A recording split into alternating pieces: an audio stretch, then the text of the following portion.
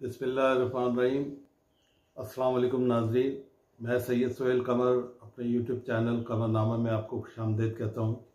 नाज़रीन, मैंने इससे पहले रशिया और यूक्रेन जंग पर कई वीडियोस बनाई और उसके बाद फिर इस जंग को 7 महीने होने वाले हैं और इसी दौरान आखिर में यानी अगस्त के महीने में ताइवान और चाइना के अंदर बहुत टेंशन हो गई।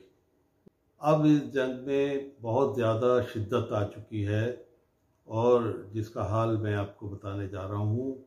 नाज़रीन, रूस यूक्रेन जंग पर काफ़ी दिनों पहले मैंने कई वीडियोस बनाई थी।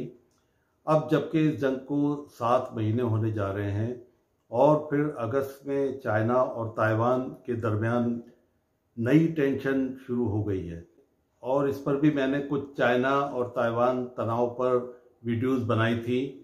नाज़रीन, इन जंगों पर बनाई गई वीडियोस का लिंक मैं आपको अपनी वीडियोस के नीचे दे दूंगा, तो आप वहां जाकर आप जो इससे पहले मैं रिपोर्टिंग कर चुका हूं इन जगहों पर, वो आपको तफसील वहां से मिल पाएगी। फिर हमारे यहाँ मुल्क में जो इमरान खान की हुकूमत अमेरिका की ईमा पर हमारे मुल्क के मीर जाफ़र और मीर सादिकों ने मिलकर इमरान खान की हुकूमत को गिराने के बाद जो तेज़ी से सियासी तब्दीलियाँ आईं हमारे मुल्क में, और इसी दरमियान में हमारे मुल्क के चारों सूबों में अब तक का तारीखी सबसे बड़ा सैलाब आया, जिसकी तबाहकारियों की रिपोर्टिंग में हम मसरूफ़ हो गए, जिसकी वजह से हम रूस और यूक्रेन जंग और फिर चाइना की जानिब से ताइवान पर उसको चारों तरफ से फौज कशी करके घेर लिया गया। इस पे हमारी रिपोर्टिंग रुक गई थी। लिहाजा अब ये सूरत हाल है कि चाइना ने ख़तरनाक जंगी मशक़ें ताइवान की चारों तरफ सरहद के शुरू कर दी हैं, जिसकी अपडेट आज मैं आपको दूंगा और ये भी बताऊंगा कि इन जंगों के असबाब क्या हैं और इन जंगों के बढ़ावा देने का असल जिम्मेदार कौन सा मुल्क है जो इस जंग को उकसा रहा है तीसरी जंग अजीम की तरफ ले जाने के लिए। लिहाजा आप इस जंग के ख़तरनाक हालात आखिर तक देखिएगा, क्योंकि दुनिया तबाही की तरफ जा रही है। आप आखिर तक देखेंगे तो अंदाज़ा होगा कि इस वीडियो में मैं आपको क्या बताने जा रहा हूँ। अब तकरीबन अमेरिका को मिलाकर नेटो के 30 मुल्क और फिर इनका मुकाबला करने वाले तकरीबन 10 मुल्क बिल्कुल तैयार खड़े हैं और इनमें 10 मुल्कों के पास हज़ारों और सैकड़ों की तादाद में एटम बम मौजूद हैं।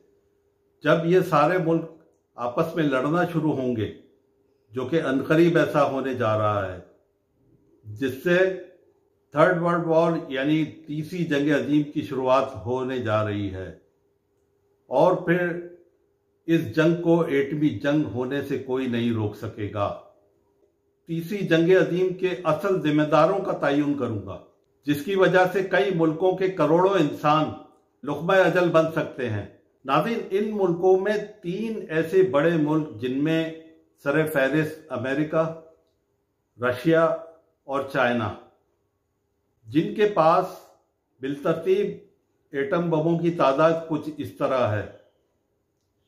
नंबर 1 पर रूस है, जिसके पास 6257 यानी 6257 एटम बम हैं। इसके बाद अमेरिका है, जिसके पास 5550 एटम बम यानी कि 5550 एटम बम मौजूद हैं। और तीसरे नंबर पर चाइना बड़ा मुल्क है, जिसने 350 एटम बम बना रखे हैं, यानी 350 एटम बम उसके पास हैं। इन तीनों बड़े मुल्कों में सुपर पावर बनने की दौड़ लगी हुई है कि एक दूसरे पर सबकत ले जाना चाहते हैं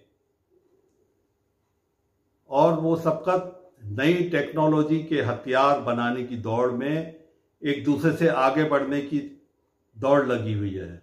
और अमेरिका इन जंगियों की आड़ में अपने इत्तेहादियों को अपना असला बेच रहा है, यानी अमेरिका रूस और चाइना की जंग में चिंगारी डालकर और उन्हें उकसाकर तीसरी जंग अजीम पर उकसा रहा है और अपना असला निकाल रहा है, यानी बेच रहा है। और कहा यह जा रहा है हालात ये बता रहे हैं कि इस दुनिया का सबसे बड़ा शैतान अमेरिका है, जो इन मुल्कों को लड़ाकर अपना मुफाद हासिल कर रहा है और इस दुनिया के सुकून को बर्बाद करने पर तुला हुआ है। और ये तीसरी आलमी जंग करवा कर करोड़ों इंसानों का खून का असल जिम्मेदार भी अमेरिका ही होगा। ये गलत समझ रहा है कि रूस, चाइना, नॉर्थ कोरिया, ईरान इनके एटम बम इसे ठिकाने लगा देंगे। ये बहुत बड़ी गलत फहमी में है कि इसका कुछ नहीं जाएगा। यानी दूसरे मुल्क जो है ये समझ रहा है कि मेरा मुंह देखेंगे और मैं एटम बम से इन सबको हलाक कर दूंगा। ये बड़ी गलत फहमी में है। इसकी समझ में अभी नहीं आएगा। जब ये बहुत बड़ा नुकसान उठा चुका होगा या दुनिया को तबाह कर चुका होगा, तब ये तारीख जब लिखी जाएगी तो ये सब अमेरिका इसका सबसे बड़ा जिम्मेदार होगा। लेकिन अगर इसके बाद किसी को हम जिम्मेदार ठहराएं तो वो रूस भी किसी हद तक जिम्मेदार है, लेकिन उसका कहना जायज़ है। और इसकी जगह चाइना भी अगर उसे कहा जाए कि तीसरा जिम्मेदार वो है, तो वो भी अपनी जगह जो कॉस्ट लेकर जा रहा है वो ये समझ रहा है, क्योंकि सेकेंड वर्ल्ड वॉर के बाद ताइवान उसका हिस्सा था, तो वो बाद में अलग हुआ और वहाँ अमेरिका ने अपना तसल्लुत कायम कर लिया, जिसकी वजह से अब चाइना उसको क्लेम करता है ताइवान को कि ये मेरा हिस्सा है और मैं इसको लेकर रहूँगा। इसी तरह रशिया ये कहता है कि यूक्रेन किसी ज़माने में इसकी रियासत थी और अब जबकि रशिया जब टूटा तो 90s में, तो उस पर यूक्रेन को अमेरिका और नेटो के मुल्कों ने उकसाया कि नेटो में शामिल हो जाओ तो आप महफूज हो जाओगे रूस से। तो उन्होंने यूक्रेन को उकसाया और उसे नेटो की तरफ शामिल होने के लिए कहा गया, और यूक्रेन नेटो की तरफ जाने के लिए पूरा तैयार हो चुका था। और अमेरिका ने खामोशी से वो अपनी तनसीबात यानी एटमी तनसीबात उसको देना शुरू कर दी और बहुत सी लॉजिस्टिक सपोर्ट की, जंगी हथियारों को उधर मतलब शामिल किया उसकी सफ़ों में। और इसके ऊपर उसने कई एटमी लेबॉरेटरियां बनाई थी जो कि रूस के सदर व्लादिमीर पुतिन ने इसका इंकशाफ किया, और इसने इस जंग के दौरान उन 26 लेबॉरेटरियों को ख़त्म किया, यानी तबाह किया। तो अब यानी वो ये कहता है कि रूस की सरहद इसके साथ 1300 किलोमीटर की लगती है, और अमेरिका और या नेटो वो नहीं चाहता रूस के वो इनकी सरहद के साथ आकर बैठ जाए और फिर उसके मुल्क की सिक्योरिटी दांव पर लग जाए। ये उसका रीज़न है, और चाइना का अपनी जगह वैलिड रीज़न है।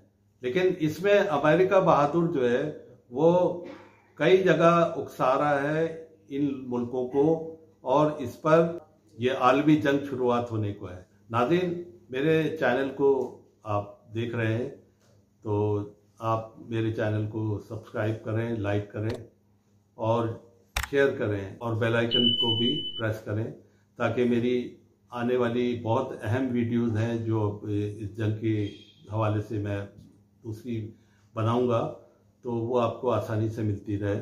आखिर में अल्लाह हाफिज़। पाकिस्तान जिंदाबाद।